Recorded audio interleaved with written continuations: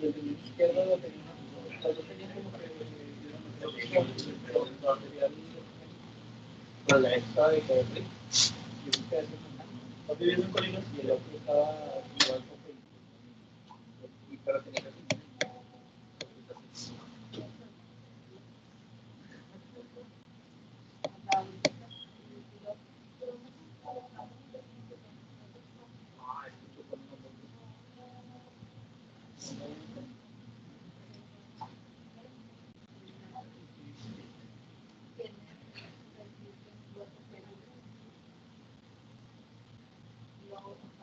positivo, ¿no?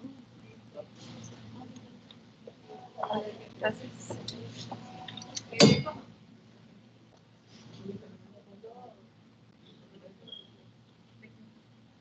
Hola, buenos días. Vamos a comenzar con la presentación de oído. Esta es la misma que di en el congreso que acaba de ser ahorita en noviembre en Monterrey. Se llama Oído, diagnósticos que no te puedes perder. Empezamos, vamos a hablar sobre un repaso de anatomía básica del oído y después empezamos patología. Entre ellas escogí varias que tienen algunos hallazgos que son sutiles por imagen y que, pero son muy claros. Entonces vamos a hablar sobre todas estas patologías a lo largo de la clase. Muy bien, entonces vamos a hablar acerca sobre la anatomía del oído. Bueno, el oído sabemos que empezamos por el oído interno. Tenemos oído interno, oído medio y oído externo. El oído interno se compone de básicamente dos partes o tres partes: la cóclea, el vestíbulo y los conductos semicirculares, ¿verdad? Esto que está aquí es básicamente el laberinto membranoso, ¿de acuerdo? El laberinto membranoso está inmerso en un hueso, que es este que está aquí, que está en el peñasco, en el temporal, que es muy, muy, muy, muy denso. Como pueden observar aquí, este hueso, fíjense acá, la trabécula ósea de la médula ósea del hueso del peñasco, y vean cómo acercándonos al oído interno, se empieza a ser súper compacto y muy denso. Esto es muy importante para la protección del oído, ¿ok? A este hueso duro se le llama cápsula óptica, ¿ok? Que es el que rodea al laberinto membranoso. ¿De acuerdo? Aquí estamos viendo en un corte axial de una tomografía computarizada en cortes finos de oído, la cóclea, más o menos exactamente como al nivel medio de la cóclea, ¿ok? Donde estamos viendo la entrada del nervio que se le llama apertura coclear, ¿ok? Esta es muy importante que la veamos cuando estamos valorando un oído, sobre todo en un niño, porque esta apertura coclear nos puede hablar si tiene o no nervio coclear. Aunque en el TAC no podemos ver per se el nervio, sí podríamos ver un dato indirecto de que tenga hipoplasia o que tenga aplasia del nervio coclear. Y entonces podemos ver esta apertura, y si esta apertura mide menos de 1.5 milímetros, entonces podemos sugerir que se trate de una hipoplasia o aplasia del nervio coclear, ¿ok? Vean cómo, bueno, la cóclea se compone de 2 vueltas y media o 2 vueltas 3/4, dependiendo de la literatura que consultes.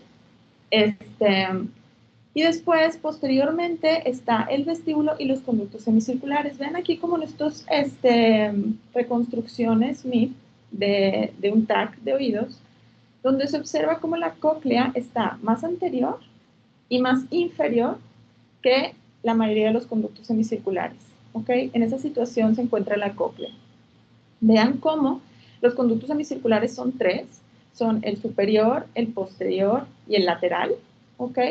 Antes el lateral se le llamaba horizontal, pero como pueden ver no es completamente horizontal, entonces mejor lo dejamos como lateral, ¿ok? Y también vean cómo el superior y el posterior se unen antes de llegar al vestíbulo, y a esa unión se le llama cruz común, ¿ok? Muy bien. Vamos a...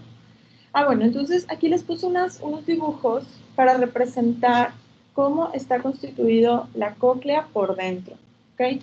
Miren acá abajo en este dibujo, donde me gustó porque desglosan el hueso de la cápsula óptica, y adentro del hueso de la cápsula óptica está el laberinto membranoso, ¿ok?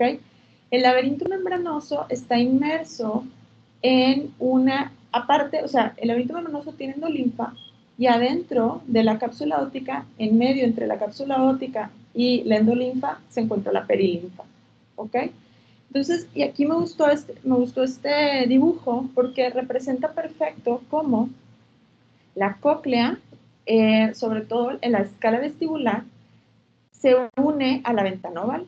Y entonces, bueno, el sonido viene del conducto auditivo externo, la membrana timpánica, mueve todos los osículos, ¿ok? Y después mueve la platina del estribo.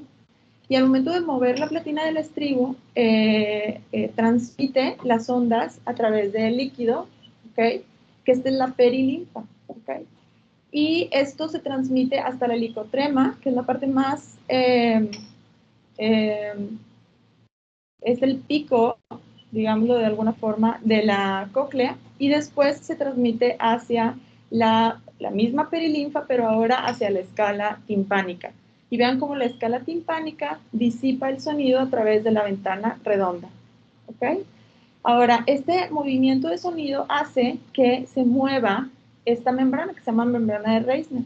Y esta, a su vez, hace que se estimulen el órgano de Corti, que este sí está en el laberinto membranoso. A esto se le llama escala media. Fíjense cómo está constituida la cóclea por dentro. Tiene tres escalas, básicamente. La escala timpánica, la escala vestibular y la escala media. ¿Ok? Las dos escalas, vestibular y timpánica, tienen perilinfa. ¿Ok? Y la escala media es la que tiene la endolinfa. ¿De acuerdo? Y vean cómo aquí el órgano de Corti, bueno, se estimula y entonces ya se pasa de ser una onda mecánica a ser algo eléctrico y entonces ya se transmite el sonido. ¿Ok? Muy bien. Y también quería que vieran esta representación de la ventana oval y la ventana redonda. Muy bien. Después, voy a hablar acerca de unas reconstrucciones que son importantes en el oído. Se llaman Poschel y Stembers. ¿Okay? Estos, bueno, aparte de tener los axiales, sagitales y coronales normales de cualquier otro lugar del cuerpo, necesitamos estas dos reconstrucciones. Esto es por la disposición que tiene el oído en el peñasco. Vean cómo la de Poschel pasa prácticamente en el eje del conducto semicircular superior. Y esto hace que el conducto semicircular superior salga prácticamente casi completo. ¿Okay? A veces sale como en forma de arco iris, pero casi lo estamos viendo completo. Y vemos toda la cápsula óptica que rodea a todo el conducto semicircular superior. Además, la reconstrucción de Poschel la podemos usar para muchas otras estructuras anatómicas y más adelante vamos a ir viendo muchos cortes de Poschel y cómo van a ver cómo se ve perfecta la anatomía del oído, tanto el oído medio como el oído interno. Y la de Stembers es completamente perpendicular a la de Poschel. ¿Ok? Entonces, si la de Poschel pasa por el conducto semicircular superior, la de Stembers la cruza. Y entonces lo que hace es que el conducto semicircular superior salga en un corte prácticamente transversal al conducto. ¿Okay? Y entonces aquí sí vean cómo estoy viendo toda la cápsula óptica rodeando al conducto semicircular superior. ¿Okay? Y esto va a ser importante para una de las patologías que vamos a ver más adelante. Entonces aquí están los tres conductos semicirculares. Este es el superior, esta es la reconstrucción de Poschel, este es el lateral. Para lograr esta vista tuve que angular un poco el corte, ¿okay? Porque como les dije antes, el semicircular lateral no está completamente horizontal, entonces es un axial un poquito oblicuo. Y después está el conducto semicircular superior, perdón, posterior, que este lo logré más o menos en el eje de la reconstrucción de Stembers. ¿Ok? Muy bien. Ahora vamos a hablar sobre el oído medio y la anatomía de este. Fíjense, aquí tenemos cortes sucesivos de arriba para abajo, ¿ok? Del oído medio. Esta es una referencia en corte coronal, donde podemos observar todo el oído medio, ¿ok? El oído medio básicamente se divide en epitímpano, mesotímpano e hipotímpano. La diferencia entre uno y otro es básicamente el conducto auditivo externo. ¿Okay? Entonces, todo lo que esté en medio entre el conducto auditivo externo, eso es mesotímpano. Arriba de la pared superior del conducto del techo es el epi y abajo es el hipotímpano. Vean cómo el hipotímpano realmente es muy pequeñito. Y solamente, pues, básicamente tiene una estructura importante que es el canalículo timpánico inferior, que sí presenta patología, ¿ok? Pero la gran mayoría de la patología que vamos a ver en el oído está o en el medio o en el epitímpano, perdón, en el mesotímpano o en el epitímpano, ¿ok? Entonces vamos a ver el corte más superior, fíjense, aquí arriba, casi no estoy tocando la cóclea, porque habíamos quedado en que la cóclea está adelante y abajo, ¿verdad? Entonces fíjense cómo aquí en el corte más superior estoy viendo el epitímpano, prácticamente estoy viendo la parte más superior de los huesecillos del oído, ¿ok? Y estoy viendo aquí es el corte en donde se ve el facial, el corte más superior del oído. ¿Ok? Vean cómo casi no veo la cóclea, porque habíamos quedado que cóclea abajo, facial arriba, igual en el oído. ¿Ok? Entonces vean aquí cómo estamos viendo la porción laberíntica, primera vuelta y porción timpánica del facial, y el epitímpano. Después, en un cortecito más abajo, ahora sí ya estoy viendo la imagen típica que tenemos del oído medio, ¿no? Con el cono de nieve, que los huesillos del oído hacen esa imagen. Y aquí estamos viendo alrededor de los huesecillos, todo esto es el epitímpano. Esto se le llama aditus ad antrum, que literal significa la entrada al antrum. Y esto de acá es el antrum. Vean cómo normalmente el antrum tiene algunas crestas y algunos valles, eso es normal, ¿ok? De hecho, a esto se le llama apófisis de Cornell, y eso de hecho es una referencia anatómica para los otorrinos, que pueden observar directamente cuando están operando, ¿ok? Bueno, entonces esta es la imagen en donde se hace un 8. Vean acá, ahora sí, ya estoy a nivel de la cóclea, y como estoy a nivel de la cóclea, no puedo estar viendo el facial. Bueno, obviamente estoy viendo una parte del facial, la porción timpánica, pero esta porción más larga no es el facial, ¿ok? Esta porción se llama, es el conducto del músculo tensor del tímpano, que viene por aquí, da una vuelta y se inserta, de hecho este también es el músculo tensor del tímpano, da vuelta, se angula, ¿no? Casi 90 grados, y se inserta en el mango, en el cuello del martillo, ¿ok? Entonces, cuando veo prácticamente el corte axial de la cóclea, estoy viendo el músculo tensor del martillo o músculo tensor del tímpano, ¿ok? Bueno, un corte más inferior, casi llegando a mesotímpano, pero todavía no. Vemos lo que ya expliqué de la cóclea, vemos aquí el vestíbulo. Fíjense, aquí está la ventana oval, ¿ok? Unida prácticamente al vestíbulo. Y esta es el facial casi dando su segunda vuelta, ¿ok? Aquí vemos los huesecillos que ahorita voy a explicar a detalle. Y vemos alrededor del facial, sobre todo en este corte un poco más inferior, que ya es mesotímpano, alrededor del facial hay dos recesos muy importantes y muy constantes, ¿ok? En el oído. A esta parte del oído ese se le llama retrotímpano, ¿ok? Que está posterior al borde, al pared posterior del canal auditivo externo, ¿ok? Y estos dos recesos son muy constantes, se llaman sinus tímpani y receso del facial, están alrededor del facial, este es el facial en su segmento mastoideo. Y esos dos recesos son importantes porque el otorrino no los puede ver. Todo lo que esté arriba, abajo, a un lado del otro, o profundo, al canal auditivo externo, el otorrino no lo puede ver a través de la exploración, evidentemente, ¿verdad? No puede angular el ojo y ver hacia atrás, o hacia adelante, o hacia arriba. Entonces, todos esos lugares son ciegos para él. Entonces, si hay patología en el epitímpano, en el hipotímpano, en el retrotímpano, eso no lo va a poder ver el otorrino, ¿ok? Entonces, cuando hay patología aquí, es importante que nosotros no mencionemos que está ocupando ese lugar, porque el otorrino puede ir a buscarlo intencionadamente y puede quitarlo, por ejemplo, si estuviera ahí un colesteatoma, y entonces reduce la posibilidad de que recurra al colesteatoma, ¿okay? De que no se haya sido resecado por completo. Muy bien, ahorita explicaré los huesecillos, ¿ok? Y aquí estamos viendo, justo en este corte, vean, cómo ya hace la vuelta basal de la cóclea, ¿ok? Y esto de aquí se le llama promontorio coclear, que es básicamente la pared medial del oído, ¿ok? Y hace como literal un promontorio la vuelta basal de la cóclea, ¿ok? En un corte más inferior, estamos todavía viendo la vuelta basal de la cóclea y aquí ya vemos la ventana redonda. Esta es la ventana redonda y esta de acá es la ventana oval. Ahorita las vamos a ver cómo queda todavía. Fíjense aquí como casi ya estamos todavía a mesotímpano y ya lo único que estoy viendo es un cachito del mango del martillo y estamos viendo la membrana timpánica. Y entonces en un corte ya más inferior a nivel del hipotímpano, lo único que vemos es el hipotímpano. Como relaciones importantes, adelante se encuentra el conducto de la carótida y atrás se encuentra el agujero yugular, ¿verdad? Muy bien. Y entonces aquí tenemos la representación más clara de los huesecillos en cortes axiales, ¿ok? Entonces vean como prácticamente podemos dividir en 3 cortes. El más superior hace el típico corte de cono de nieve, que ya conocemos. La nieve representa a la cabeza del martillo y el cono representa al cuerpo y al proceso corto del yunque, ¿verdad? Muy bien, en el corte siguiente podemos observar los típicos 2 puntos, donde el punto más superior o más adelante representa al cuello del martillo y el punto posterior representa al proceso largo del yunque. Y aquí estamos viendo un cachito de estribo, ¿ok?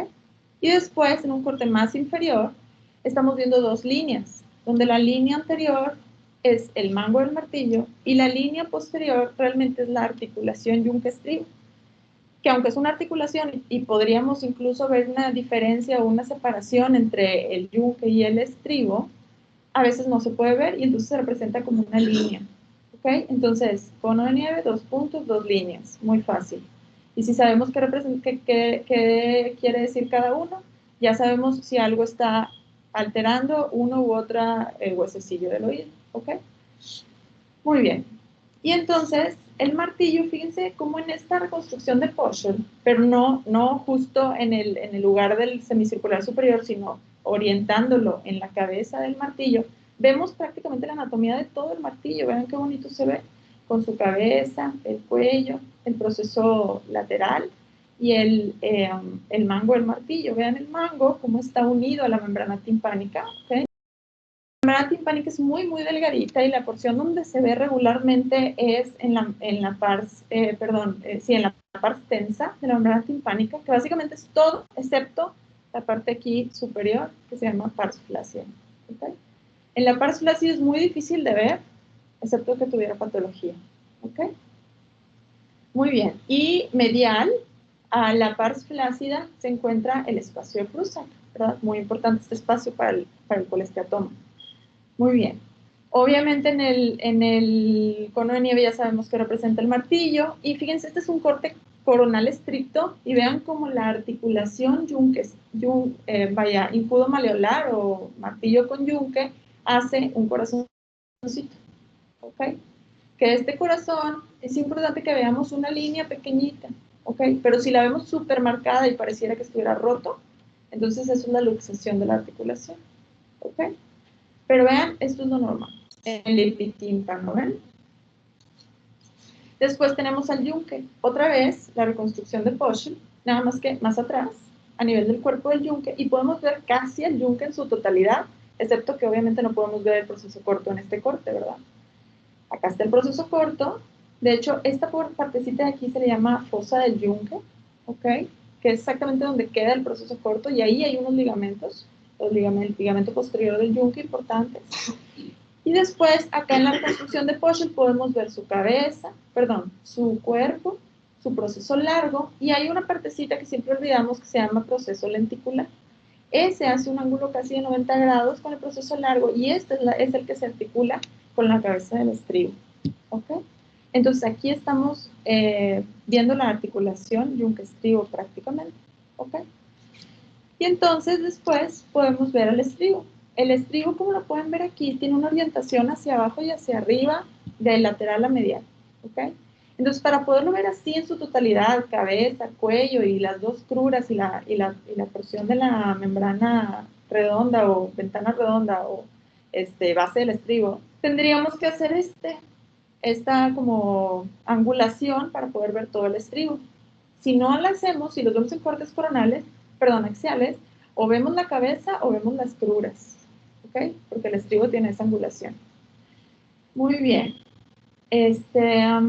Pues básicamente eso es, y aquí está la articulación yunque-estribo, ¿ven? Incluso aquí se ve una pequeña separación entre uno y otro, ¿lo ven? Esas son las 2 líneas que se deberían de ver en este corte. Muy bien. Después tenemos a la ventana oval y a la ventana redonda. Entonces la ventana oval es justo donde está la base del estribo. Vean aquí la reconstrucción de Poschel, cómo se ve perfectas las 2 ventanas. Y de hecho nos puede dar una muy buena idea de que la ventana redonda, la ventana oval está prácticamente orientada como hacia lateral, como abre hacia la parte lateral, hacia la caja timpánica, pero la redonda abre hacia abajo, tiene una orientación más vertical, ¿ok? Eso hace que en el corte axial la ventana redonda sí la pueda ver prácticamente en un corte axial, perdón, la ventana oval, pero la ventana redonda la veo como si fuera un tubo, ¿ok? Porque prácticamente lo estoy cortando aquí y entonces voy a ver como si fuera un corte axial de un tubo. Aquí está la ventana redonda, ¿ok? Muy bien. Fíjense la ventana oval como está unida aquí al vestíbulo y la redonda a la vuelta basal de la cóclea, ¿ok? Aunque ya sabemos que el sonido como quiera se transmite a la cóclea, ¿de acuerdo? Muy bien, pero como como el oído interno es un sistema cerrado, o sea, nada más, todo el sonido nada más entra o debe de entrar por la ventana oval y debe de salir por la ventana redonda, ¿ok? Entonces, básicamente el sonido o las ondas no se deben de transmitir hacia la parte posterior, todo se transmite hacia la cóclea, ¿ok? Muy bien, y después tenemos el nervio facial. Este es súper fácil de ver. Bueno, sabemos que el nervio facial tiene varios segmentos.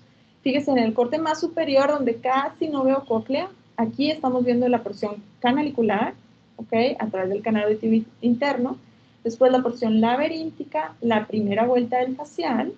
Después, en un cortes más inferiores y sucesivos, vemos la porción timpánica del facial, la segunda vuelta del facial con su porción mastoidea más hacia abajo.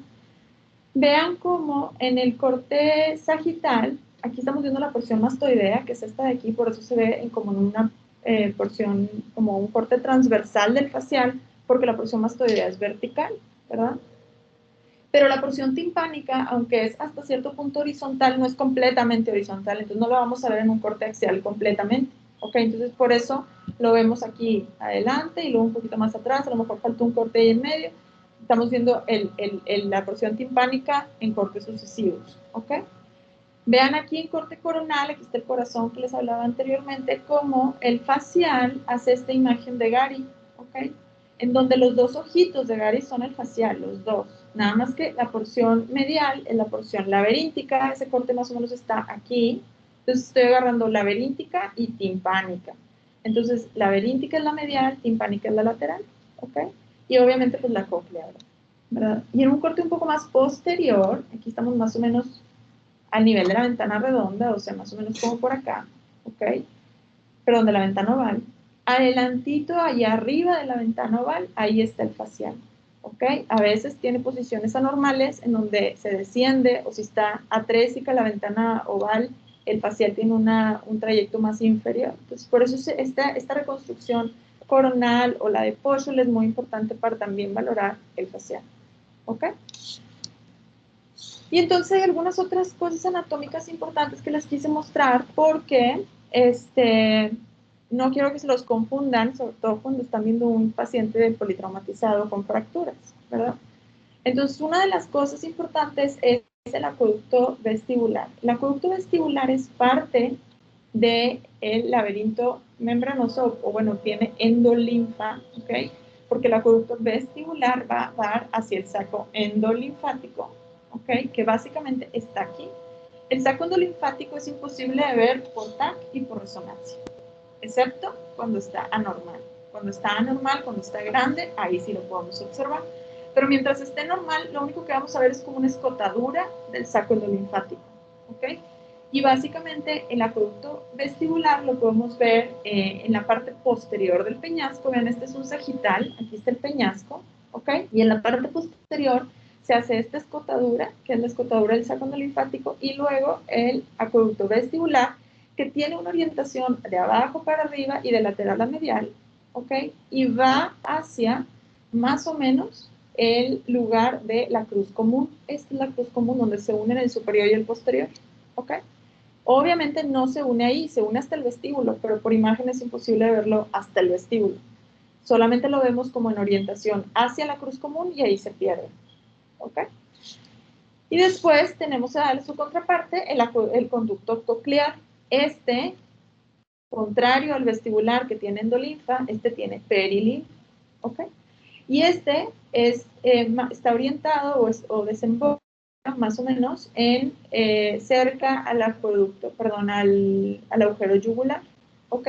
Se encuentra más inferior, fíjense, ya casi estamos viendo hipotímpano aquí estamos viendo la porción petrosa de la carótida interna, y acá estamos viendo el acueducto coclear, ¿ok? Vean aquí en coronal cómo se ve como un triangulito, ¿de acuerdo? Muy bien.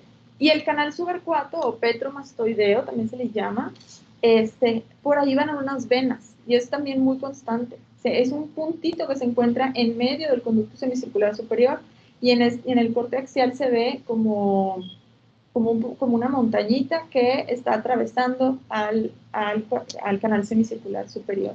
¿Okay? Y eso es normal, tiene venas, entonces o estructuras vasculares, entonces si lo ven realzando es normal. ¿Okay? No lo vayan en una resonancia que vean algo ahí realzando, si está ahí en esa localización es el canal subarcuato, ¿de acuerdo? Y después tenemos el foramen singulare o canal del nervio singular. Este nervio forma parte del nervio vestibular, ¿ok? Pero se desprende un poquito antes, acá está la inserción la introducción del vestibular al vestíbulo. Y va directo a la ámpula del conducto semicircular posterior. Este canalcito es también muy constante, lo van a encontrar, pero que no lo confundan con una patología como una fractura. ¿Okay? Esto es muy constante. Y el último cosa importante de anatomía que vamos a revisar es el canalículo timpánico inferior. Este canalículo, fíjense, este es un corte axial. Aquí estamos viendo prácticamente ya casi ni vemos el hipotímpano, está un poco más inferior al hipotímpano. Aquí estamos viendo la carótida y acá atrás está la vena yugular. ¿Okay? En medio de las dos, desprendiéndose de la vena yugular interna, ahí se hace el canalículo timpánico inferior. Este canalículo, en un corte coronal, esto es normal, va hacia el hipotímpano. Vean, aquí está el hipotímpano, acá está el mesotímpano, no vemos los osículos porque no está en el corte, pero ahí tiene una dirección de abajo hacia arriba, de medial a lateral, ¿ok? Por ese canalículo es importante porque pasan dos estructuras. El nervio de Jacobson, que es rama del noveno par, y la arteria timpánica inferior. Esta arteria es rama de la arteria faríngea ascendente que se desprende o viene de la arteria carótida externa. ¿Okay? Pero en ocasiones está tan pequeño que ni siquiera lo vemos. ¿Okay? Este canalículo. Si lo buscan, lo encuentran. Porque si lo buscan, sí lo pueden observar, como yo hice estas reconstrucciones aquí. Fíjense cómo en un corte sagital, aquí está la carótida, este es el conducto auditivo interno, esta es la vena yugular. Ese canalículo se encuentra justo en medio de estos dos agujeros, ¿ok? Igual que como se representa acá, ¿ok? Muy bien. Entonces vamos a empezar con el primer caso. R3, por favor. Sí, buenos días. Bueno, pues tenemos tres imágenes de tomografía.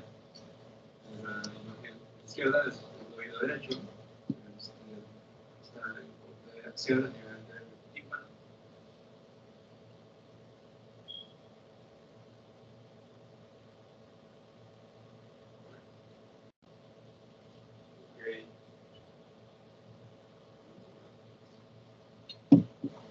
Las que están acá arriba, siempre cuando vean un cuadrito amarillo, estos son normales para que comparen, ¿ok?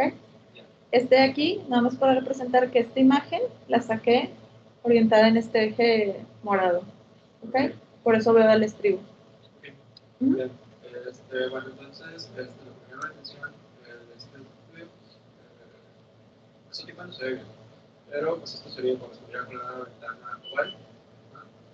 Aquí se llama la atención en la porción anterior de la ventana oval, en la cápsula óptica, pues que hay una alteración de la densidad. Pues está, o sea, está hipodenso. Esto más anterior, pues es el proceso puntoriforme. Y aquí pues se vería en teoría un espacio donde debe haber aire con una morfología pues compleja, ¿no? Pero pues parece que hay una alteración de esta velocidad, lo veo más cóncavo, y pues tiene ahí... Al revés. Normalmente es cóncavo y tú ahorita lo ves convexo. ¿Sí? Sí, o sea, la corbilla está así fuera. Ajá, ok. Bien. Y pues aparte tiene poco, pues un poco más hiperdenso, como si fuera también un depósito de calcio. Entonces, pues esto correspondería con una alteración en el proceso de la mineralización, pues resortivo, como si fuera una. Pues eso nos dice la antropología de la esfongiosis, ¿no? Entonces, pues esto parece ser la fase espongiótica propia de la enfermedad, es la parte de la continuación, y ya está empezando a acumular pues, depósito nuevo de hueso, ¿no? Okay. Entonces, esto lo condiciona, pues es una composición tipo cognitiva, porque fija la base del estribo a la ventana oval, a la ventana hacia la ventana oval. Entonces, pues hay una dimensión son unas espongiosas. Ok, sí, muy bien, muy bien. De hecho, qué bueno que lo mencionaste, justo el lugar en donde se dobla, ¿se acuerdan que les hablé del músculo tensor del tímpano? Justo donde se dobla para insertarse en el mango del martillo, perdón, en el cuello del martillo, eso se llama proceso cocleriforme. Muy bien. Eso es una referencia anatómica importante porque tenemos ventana oval, aquí deberíamos de tener una concavidad, de hecho acá lo ven, miren, ventana oval, y luego concavidad, y luego proceso cocleriforme, ¿ok? Entonces, esta concavidad debe de estar siempre presente. Eso es importante, ¿por qué? Porque en esta etapa de la enfermedad, como lo dijo Javi, la enfermedad tiene básicamente dos etapas, la otoespongiosis y la otoesclerosis. Termina siendo otoesclerosis. Cuando es otoesclerosis, ya se iguala la densidad del hueso y ya no vemos una zona hipodensa, ya la vemos casi de la misma densidad que el resto de la cápsula óptica. Y lo único que nos queda son los datos indirectos de la convexidad, ¿ok? Y la distancia esta que ahorita vamos a hablar. ¿Ok? Entonces, siempre que vean un oído, vean que adelantito de la ventana oval esté cóncavo y no tenga ninguna alteración en la densidad. ¿Ok? Esos son uno de los diagnósticos que más se pierden porque no los buscamos. Es realmente algo súper obvio, pero tenemos que ir a buscarlo. ¿Ok? Recuerden que en estudios de histopatológicos, hasta el 10% de las personas normales podemos tener otoespongiosis y todavía no manifestarlo. Entonces, no es, o sea, si ustedes están viendo demasiado otoespongiosis y dicen es que estoy reportando mucha, no están reportando mucho, están reportando lo que existe normalmente. Ok, 1 de cada 10 vamos a tener otoespongiosis. Ok, o al menos por patología lo vamos a tener, aunque manifieste clínicamente. Entonces, muy bien, Javi, muy bien. Entonces, este es una otoespongiosis. Entonces, los hallazgos de la otoespongiosis, a esto se le llama antefenestro, ¿ok? Justo adelantito de la ventana oval. Como bien lo dijo Javi, esto fija, es un proceso muy vascular, ¿ok? Que desmineraliza el hueso de la cápsula óptica, es un proceso de la cápsula óptica, propiamente de la capa media o endocondral de la cápsula óptica, ¿ok? Y es muy vascular y se hace como por patología se ven como espacios espongióticos, por eso se le llama así otoespongiosis. Aquí está la patología, vean el hueso y vean aquí cómo tiene una alteración con una lesión muy vascular y con muchos espacios entre ellos, ¿de acuerdo? Entonces se hace hipodenso. Ahora, vemos ahí el foco y luego vemos acá la distancia entre la vuelta basal de la cóclea y la pared medial de la caja timpánica. Esa no debe de ser mayor a 2.3 milímetros. O sea, si lo midiéramos de aquí a aquí, a veces nos da 1.7, 2, 1.9, etc. Cuando ya es mayor a 2.3, es muy específico de otoesclerosis u otoespongiosis, vean o no la hipodensidad ahí, porque si no la ven, entonces estamos ya hablando de una etapa de otoesclerosis, ¿verdad? Juan de Isra. Siempre nos recomendamos hacer esta medida o solamente en pacientes que tengan un cerebro. No te tardas ni 2 minutos, 1 minuto en hacerla, hazla. O sea, aparte, bueno, o sea, es que si lo ves normal, si ves aquí la concavidad, a lo mejor no es necesario, Pero si ves una convexidad como aquí se ve muy clara, pero no ves una zona ahí de hipodensidad, hazla, te va a salir más grande, ¿ok? Y con toda seguridad puedes decir que es una autoesclerosis. Muy bien. Entonces ahí está la convexidad, lo que normal sería una concavidad. Ahora, ¿quién sigue de R3? Andrea, dime qué puedes... Estos dos casos son autoesfongiosis otra vez, ¿ok? Pero tienen dos características importantes, este y este. ¿Le ves algo adicional? Sí, en la primera imagen, aparte de la disminución de la ansiedad,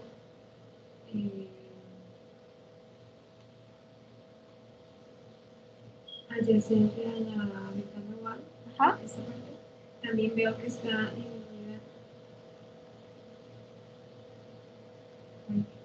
esta parte alrededor de la cóclea. Ok, muy bien. Ajá. Anterior y posterior. Muy bien. Pero fíjate, es perfecto, ¿eso se le llamaría? Retrofenestra. Retrofenestra o coclear, ¿verdad? Muy bien. Yo lo que quería que vieran en esta imagen era el grosor de la ventana oval, ¿ok? Vean el grosor de la ventana oval normal, ¿ok? Ahora véanlo acá. ¿Ven que está más gruesa? ¿Ok? Este también es un hallazgo de la autoesfongiosis. Cuando está ese hallazgo, técnicamente operarlo, porque para arreglarle al paciente la enfermedad, tienen que ponerle un implante de los osículos, ya sea total o parcial, por ejemplo, este es un total. Pero para operarlo, esto complicaría un poquito la cirugía. Entonces es importante para el otorrino que sepa o no que la ventana oval tiene el proceso de autoesfongiosis hasta toda la base del estribo, como en este caso, ¿ok? Y que está gruesa la ventana oval. Para él es mucha información eso, ¿ok? Y la otra acá, como lo ves aquí, fíjate cómo, aquí está la crura anterior, la crura posterior, ve cómo el proceso se está extendiendo más hacia la parte media, incluso está estenosando a la ventana oval. ¿Okay? Esa estenosis también es importante para ellos. ¿De acuerdo? Bien. Es antefenestra y como tú bien lo dijiste aquí, también tiene retrofenestra. Y entonces Andrea, ¿me lo puedes explicar? Sí, aquí tenemos los imágenes de uno en corte axial. Aquí también estamos viendo la disminución de la densidad a nivel de la radiación de la ventana oval. Aquí no se ve la ventana oval.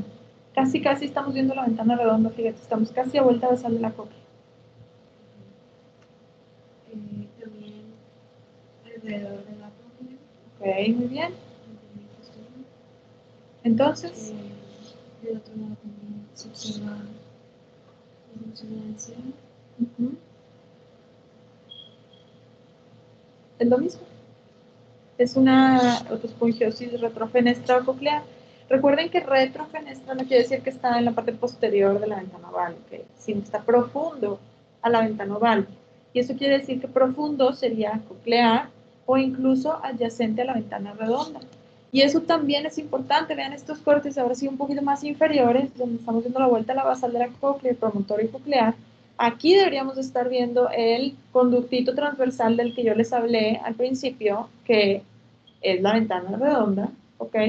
Fíjense cómo estamos viendo una placa de autoesfongiosis ahí, que está disminuyendo la apertura de la ventana redonda, ¿ok? De hecho, en un corte coronal, ay Dios, lo perdí, acá está. En un corte coronal, vean, esta es la reconstrucción de Poschel, ¿ok? Donde estamos viendo la ventana oval y la ventana redonda acá. No vemos prácticamente la ventana redonda, la apertura de la ventana redonda, ¿ok? Entonces, sí, estos pacientes al inicio, cuando solamente están ante fenestra, tienen hipoacusia conductiva, pero cuando ya tienen autoesfongiosis, autoesclerosis, retrofenestra, coclear, la ventana redonda, lo que sea, retrofenestra, ya se hace una hipoacusia mixta, porque se le suma la hipoacusia neurosensorial, ¿ok? Y esto, lo de la ventana redonda, es importante porque el otro tratamiento que se les puede hacer a estos pacientes es poner un implante coclear. Y el implante coclear se introduce a través de la ventana redonda. ¿Ok? Entonces, que esté estenótica, obviamente, para ellos es muy importante. Muy bien. Ahora vamos a ver los ligamentos suspensorios de la cadena osicular. Obviamente, los huesecillos del oído no están flotando en el oído medio, ¿verdad? Obviamente tienen que tener un sostén, y esos son los ligamentos de la cadena osicular. El único que tiene, o el que tiene menos ligamentos, de hecho no tiene ninguno más que un tendón, es el estribo. Y es lógico porque el estribo pues está unido a la ventana oval, que es lo que le da soporte al estribo, aparte que es el huesillo que menos pesa, ¿ok? Pero los otros dos sí tienen que tener estos soportes que se unen hacia la caja timpánica. Fíjense cómo aquí tenemos tres del martillo, el superior, el lateral y el anterior. Este es el lateral, perdón, este es el anterior y este es el superior. Y del yunque podemos ver el superior, que este casi nunca se ve por imagen, y el posterior, medial y lateral. El posterior básicamente está en la fosa del yunque, ¿ok? Y se divide en dos, medial y lateral, ¿ok? Fíjense aquí en cortes normales de TAC que querían representar a los ligamentos, o sea, específicamente este artículo era para los ligamentos, como realmente son bastante delgaditos, a veces muy difíciles de ver, ¿ok? Sin embargo, ahí están, ¿ok? Y es importante reconocerlos para descartar patología de esos ligamentos. Entonces, en el estribo, lo único que está unido al cuello o cabeza del estribo es el músculo del estribo, ¿ok?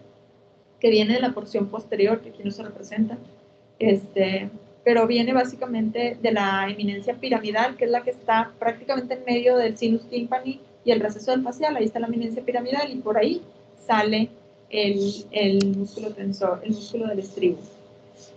Ahora, siguiente, por favor, R3.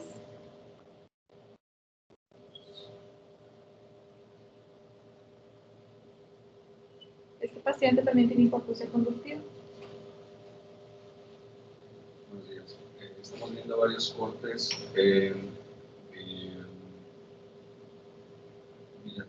Son cortes bilaterales. Esto es el. Bueno, no tiene. Acuérdate que. ¿Perdón? Acuérdate que en qué vista o reconstrucción veíamos así todo el martillo. Son de Potion. En la de Potion, muy bien. Y lo que llama la atención es que en la imagen bueno, en el oído izquierdo sería. En el oído izquierdo veo que el ligamento suspensorio tiene una densidad mayor. El que está adyacente al martillo, en la porción más interna.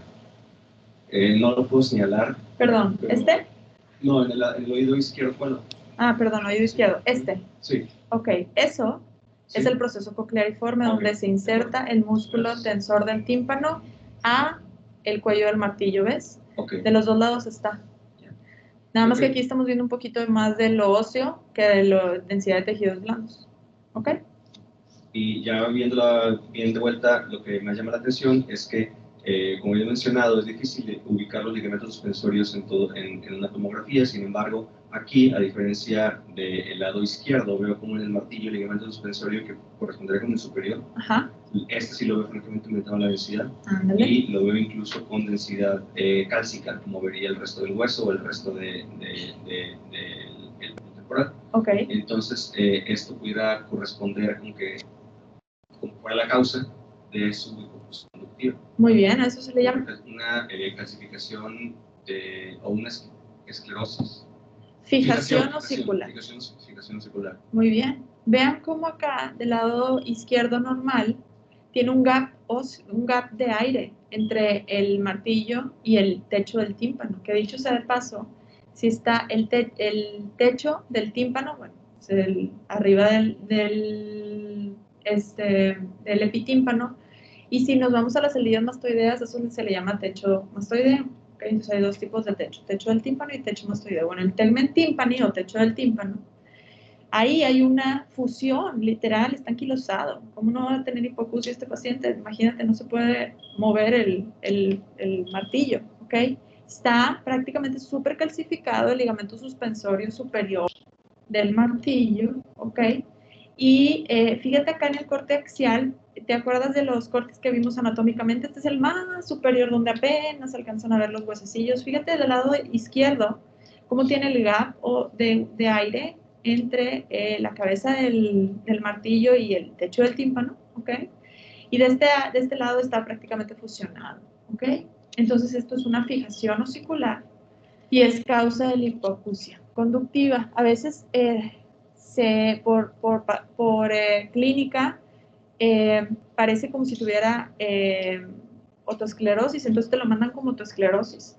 Entonces, si un paciente te lo mandan por otosclerosis, estás obligado a checar también digo, si no tiene otosclerosis, o también hemos tenido pacientes que tienen las dos cosas, que no tenga una fijación osicular, ¿ok? Muy bien. Siguiente R3.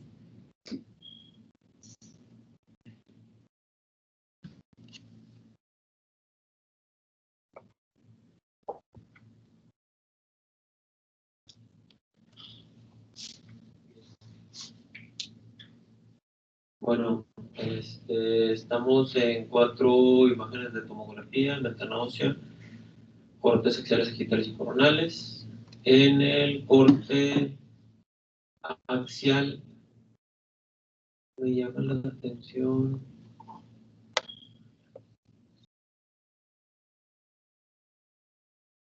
un aumento de la densidad. Me imagino que esta es la alteración. ¿Qué es anatómicamente que hay ahí? Fíjate, más o menos ¿a qué nivel estás? ¿El conducto auditivo externo? Ajá. Ajá. Entonces más o menos el corte está aquí, ¿verdad? Sí. ¿Ok? ¿Esto qué es? ¿El conducto carotídeo? Ajá, y atrás del conducto carotídeo está. El golfo de la yugular. Muy bien, entonces. O sea, veo un aumento de tamaño Ajá. a nivel del golfo de la yugular, del oído izquierdo, y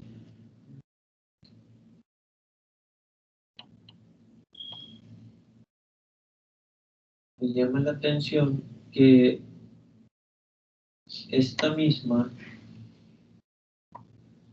tiene como una proyección o